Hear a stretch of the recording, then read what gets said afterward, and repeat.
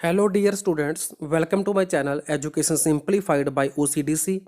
This is Vinod Kumar Garg, and in this video you are going to learn about various modes of transmission of infectious diseases. For example, contact transmission, vector transmission and vehicle borne transmission. This is very essential topic from the chapter Human Health and Disease. So start करते हैं. Most important segments in this video we will cover. First of all, contact, vector and vehicle mode of transmission, then important disease vectors, and after that prevalence of nosocomial infections. तो nosocomial infections वो infection होती हैं जो हमें hospital के through फैलती हैं, spread होती हैं. जब हम किसी पेशेंट का पता लेने जाते हैं, उसको मिलने जाते हैं, तो हमें इन्फेक्शन हो जाती है, तो उसको बोलते हैं नोजोकोमियल और hospital associated infections. Understanding how infectious pathogen spread is critical to preventing infectious diseases. मतलब इन्फेक्शियस डिजीजेस को उसके स्प्रेड होने को रोकने के लिए सबसे पहले हमारे को ये समझना जरूरी होता है कि कोई भी इन्फेक्शियस जो पैथोजन है वो कैसे स्प्रेड होता है. Many pathogen require a living host to survive. मतलब बहुत सारे पैथोजन सर्वाइव करने के लिए लिविंग होस्ट के अंदर या उसके ऊपर रहते हैं. While others may be able to persist in dominant state outside the living bodies. मतलब कुछ लिविंग से बाहर भी रहते हैं फ्री स्टेट में. But having infected one host, all pathogens must also have a mechanism to transfer from one host to another or they will die when their host dies.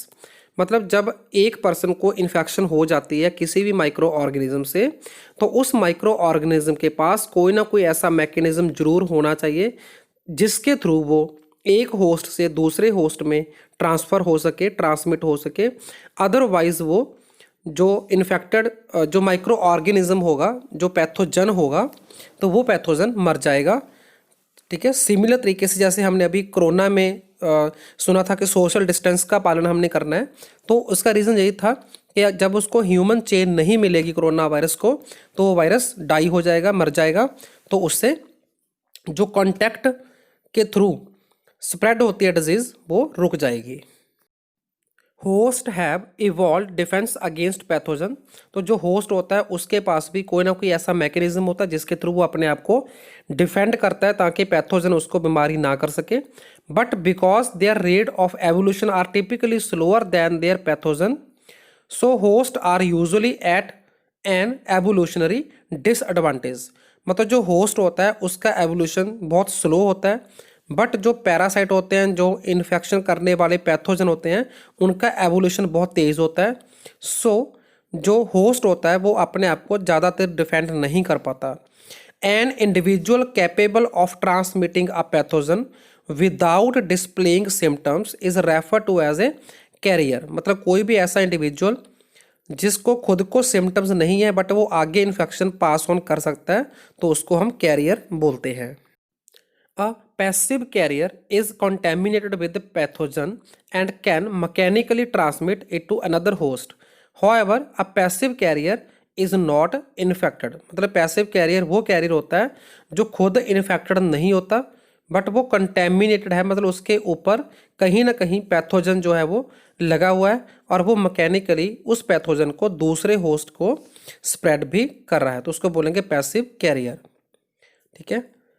For example a health care professional, मतलब कोई doctor है, कोई nurse है, कोई ward boy है, who fail to wash his hands after seeing a patient harbouring an infectious agent could become a passive carrier. मतलब जो भी वार्ड बॉय या डॉक्टर या नर्स पेशेंट को हैंडल करके अपने हैंड वॉश करना भूल जाते हैं, ठीक है, या फिर जल्दबाजी में नहीं कर पाते और दूसरे पेशेंट को चेक करते हैं, तो वो उस पेशेंट को डिजीज स्प्रेड कर सकते हैं.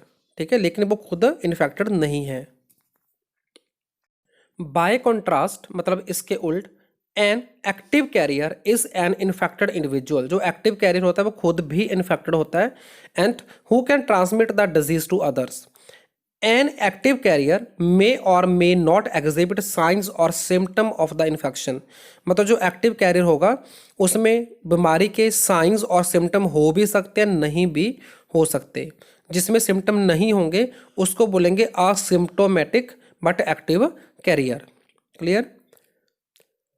For example active carrier may transmit the disease during the incubation period.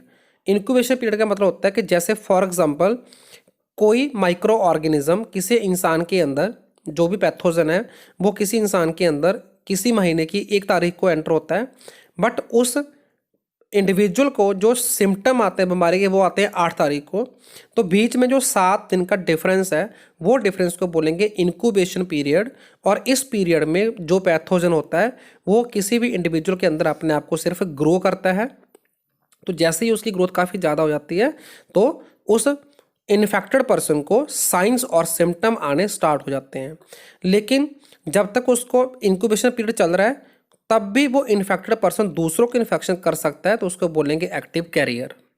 और ये जो कैरियर है एक्टिव कैरियर, ये जब तक इसके सिम्टम्स सब्सिडाइज हो जाएंगे, सब मतलब कम हो जाएंगे, उसके बाद भी ये डिजीज को स्प्रेड कर सकता है, तो उसको बोलेंगे after the period of convalescence. Pathogen such as hepatitis B virus, herpes simplex virus and human immunodeficiency virus that is HIV are frequently transmitted by asymptomatic carrier। मतलब जिसमें खुद में सिम्टम्स नहीं होते, ऐसे कैरियर के द्वारा इन बीमारियों को फैलाया जाता है दूसरे होस्ट में। Mary Mallon, better known typhoid Mary, is a famous historical example of asymptomatic carrier. Okay, तो मैरी मेलन कौन थी? ये एक फीमेल कुक थी किसी होटल के अंदर। She was a carrier of salmonella typhi, मतलब टाइफॉइड की कैरियर थी। तो इसका बनाया हुआ खाना जिसको भी सर्व होता था तो उसको वो टाइफॉइड हो जाता था, लेकिन किसी को पता नहीं था उस टाइम पे कि वही कैरियर है। तो इस करके जो मैरी मेलन है वो फेमस है। बाद में पता चला था कि she was the carrier of a disease called typhoid. So अब हम बात करेंगे ट्रांसमिशन की। Regardless of the reservoir, transmission must occur for an infection to spread. मतलब कोई भी इन्फेक्शन स्प्रेड तभी होती है जब उसका ट्रांसमिशन होता है। So first transmission from the reservoir to individual must occur, then individual must transmit the infection agent to the other susceptible individuals either directly or indirectly.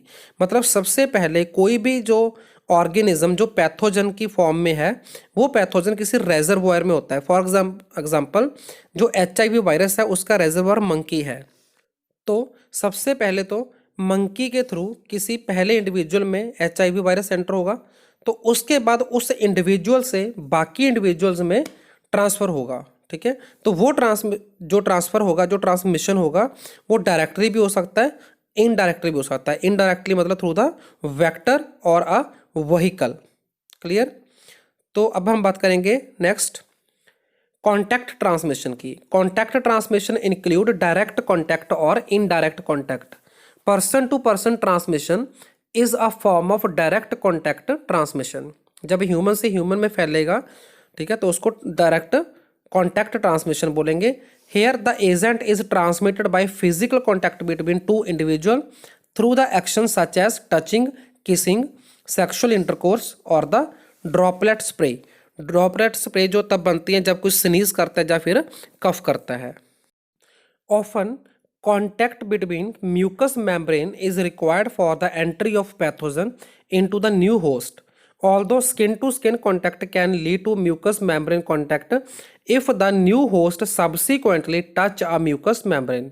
मतलब कॉन्टैक्ट जो कॉन्टैक्ट ट्रांसमिशन जो मेथड है उसके through जब भी infection फैलेगी तो सबसे पहला स्टेप उसमें होगा कि म्यूकस मेम्ब्रेन का कॉन्टैक्ट होना चाहिए। ठीक है, अदरवाइज क्या होगा कि जो स्किन टू स्किन कॉन्टैक्ट होता है तो उस स्किन के ऊपर इन्फेक्टेड जो माइक्रो ऑर्गेनिज्म होता है वो चला जाता है, और उसके बाद में कोई पर्सन अपने स्किन को टच करके अपने माउथ को टच करता है तो उसके अंदर भी म्यूकस मेम्ब्रेन में टच हो जाएगा इनडायरेक्ट वे में। तो ऐसे भी इन्फेक्शन जी स्प्रेड हो सकता है। व्हेन एन इंडिविजुअल कफ और sneezes, small droplets of mucus that may contain pathogen are ejected, and this leads to a direct droplet transmission, okay, which refer to droplet transmission of pathogen to a new host over the distance of 1 metre और less. मतलब जब ये distance 1 metre और less होगा तो उसको हम droplet transmission बोलेंगे। जैसे ही ये डिस्टेंस 1 मीटर से क्रॉस करेगा तो उसको हम एयरबॉर्न ट्रांसमिशन ऑफ डिजीजेस बोलते हैं, right. A wide variety of diseases are transmitted by droplet infection, including influenza and many forms of pneumonia. Transmission over a distance greater than 1 meter is called airborne transmission. Next is indirect contact transmission, which involve inanimate objects, मतलब non-living objects called fomites that become contaminated, मतलब दूषित हो जाते हैं by the pathogen from an infected individual or the reservoir. For example, an individual may wipe her nose and then transfer the mucus to a fomite such as doorknob or the towel, ठीक है। तो जब इस towel या door knob को कोई और touch करेगा तो उसके अंदर ये इन्फेक्शन फैल जाएगी। So transmission occur indirectly when a new susceptible host later touch the fomite and transfer the contaminated material to the susceptible portal of entry. तो जैसे ही ससेप्टिबल का मतलब होता है जिसको इन्फेक्शन का खतरा सबसे ज़्यादा होता है, जिसकी इम्यूनिटी कमज़ोर होती है, तो वो ससेप्टिबल पर्सन जब फोमाइट को टच करेगा तो उसको इन्फेक्शन हो जाएगी और माइक्रो ऑर्गेनिज्म उसके अंदर किसी भी पोर्टल ऑफ एंट्री में चला जाएगा, राइट। सो नेक्स्ट आता है vehicle transmission. The term vehicle transmission refer to the transmission of pathogen through vehicles such as water, food and air. Water contamination through the poor sanitation method lead to waterborne transmission of disease. तो cholera इसकी एक example है जो waterborne disease है, okay. Similarly, food contaminated through the poor handling or storage can lead to a food borne transmission of disease also. तो food जब infect होता है, जो उसकी प्रॉपर हैंडलिंग नहीं होती, तो उससे भी बहुत सारी बीमारियां जैसे कि फूड पॉइजनिंग जिसको बोलते हैं साल्मोनेला टाइफी, ठीक है, तो वो फैल सकती हैं। So here is the image showing handling of food and improper handling of this food may spread the various types of infectious diseases. Dust and the fine particles known as aerosols. तो मतलब हवा के अंदर जो fine particulate matter होती है और dust होती है उसको एरोसोल्स बोलते हैं, which can float in the air and can carry pathogen and facilitate the airborne transmission of disease. Example के तौर पे यहाँ पे आता है hanta virus which is found in mouse faeces, मतलब जो माउस होती है उसका वेस्ट मैटर उसके अंदर ये होता है, यूरिन एंड सलाइवा के अंदर भी होता है, but when these substance dry they can disintegrate into fine particles that can become airborne when distributed, ठीक है। तो मतलब ये जो हंता वायरस के जो मैंने बताया कि हंता वायरस किसके अंदर है, यूरिन के अंदर या फीसस के अंदर, माउस के अंदर, तो जैसे सब्सटेंस वो ड्राई होगा तो ऐसे पार्टिकल बन जाएंगे और वो पार्टिकल हवा के थ्रू स्प्रेड हो जाएंगे, तो उसको बोलेंगे एयरबॉर्न डिजीजेस। और जैसे ही इस एयर को कोई इनहेल करेगा तो उसको फेटल रेस्पिरेटरी इन्फेक्शंस हो सकती हैं। फेटल का मतलब होता है which infection leads to the death of the patient, clear. So tuberculosis is also example which is often transmitted via airborne transmission, in which the small particles of Mycobacterium tuberculosis, which is the causative agent of tuberculosis, are spread through the air into the healthy individuals, and healthy individual become infected with the Mycobacterium tuberculosis. Next is vector transmission. Diseases can also be transmitted by mechanical or biological vectors. An animal, typically an arthropod, that carries the disease from one host to another host. For example, female Anopheles mosquito is the carrier of Plasmodium, which spread the malaria. Okay, तो जो female Anopheles है वो vector के तौर पे काम करती है, to spread malaria which is caused by plasmodium. Clear? For example, a fly may land on the fecal matter, मतलब वेस्ट मैटर के ऊपर होती है fly, and later transmit bacteria from the faeces to food. तो जो house fly होती है, जब कोई भी और फ्लाई जो पहले फीकल मैटर मतलब वेस्ट के ऊपर लैंड करती है, उसके ऊपर बैठती है, तो वहाँ से बैक्टीरिया को उठाकर किसी फूड आइटम के ऊपर आके बैठती है, तो वहाँ पे छोड़ देती है। ठीक है, then the food become infected by the bacteria and resulting in the case of diarrhoea और dysentery. Dysentery means difficulty in intestine. Okay, तो इस इमेज में आप लेफ्ट साइड पे देख सकते हैं कि यहाँ पे एक फीकल मैटर दिखाया गया है। तो वहाँ पे एक फ्लाई लैंड करती है और वो फ्लाई आकर फूड आइटम, जहाँ पे आपको बर्गर दिखाया गया यहाँ पे, तो वहाँ पे आके बैठती है, उस बर्गर को एनगल्फ करता है, कोई खाता है उसको पर्सन, तो उस पर्सन के अंदर वो कंटेमिनेशन चली गई अब, और वो सिक हो गया है, मतलब इन्फेक्टेड हो गया है। तो राइट हैंड पे आप देख पा रहे हैं यहाँ पे एक सोए हुए पर्सन को एक फीमेल एनोफ्लीज मॉस्किटो ने काटा और स्पोरोजोइट ऑफ मलेरिया को उसके अंदर इंजेक्ट कर दिया। ठीक है, और वो इन्फेक्ट हो गई है, और इन्फेक्ट होने के बाद उसको दूसरा मच्छर काट रहा है, और वो मच्छर अभी बाकी होस्ट को मलेरिया स्प्रेड करेगा।